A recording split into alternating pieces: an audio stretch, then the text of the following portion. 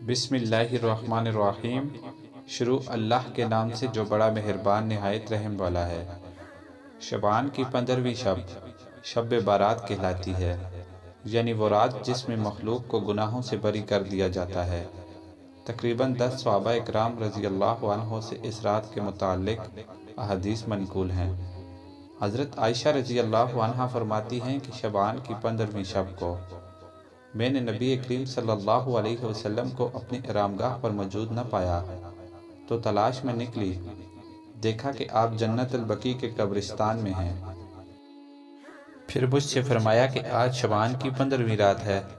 اس رات میں اللہ تعالیٰ آسمان دنیا پر نزول فرماتے ہیں، یعنی کہ پہلے آسمان پر، اور قبلہ بنی کلب کی بکریوں کے بالوں کی تعداد سے بھی زیادہ گناہگاروں کی بخشش فرماتے ہیں۔ دوسری حدیث میں ہے کہ اس رات میں اس سال پیدا ہونے والے ہر بچے کا نام لکھ دیا جاتا ہے۔ اس رات میں اس سال مرنے والے ہر آدمی کا نام بھی لکھ لیا جاتا ہے۔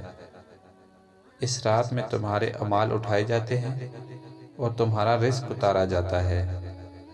اسی طرح ایک روایت میں ہے کہ اس رات میں تمام مخلوق کی مغفرت کر دی جاتی ہے، سوائے 7 اشخاص کے، وہ یہ ہیں: مشرک، والدین کا نافرمان، کینہ پرور، شرابی، قاتل، شلوار کو ٹخنوں سے نیچے لٹکانے والا، اور چغل خور۔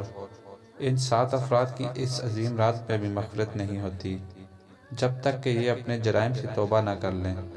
حضرت علی رضی اللہ عنہ سے ایک روایت میں منقول ہے کہ اس رات میں عبادت کیا کرو اور دن میں روزے رکھا کرو۔ اس رات سورج غروب ہوتے ہی اللہ تعالیٰ اپنے بندوں کی طرف متوجہ ہوتے ہیں اور اعلان ہوتا ہے، کون ہے جو گناہوں کی بخشش کروائے، کون ہے جو رزق میں وسعت طلب کرے، کون مصیبت زدہ ہے جو مصیبت سے چھٹکارا حاصل کرنا چاہتا ہو۔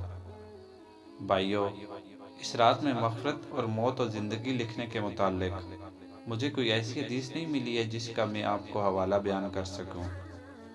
اللہ تعالیٰ سے دعا ہے کہ اللہ تعالیٰ تمام مسلمانوں کے صغیرہ و کبیرہ گناہوں کی بخشش فرمائے، آمین۔ مزید اسلامک ویڈیوز دیکھنے اور ہماری فیملی کا حصہ بننے کے لیے چینل کو سبسکرائب کریں۔ شکریہ۔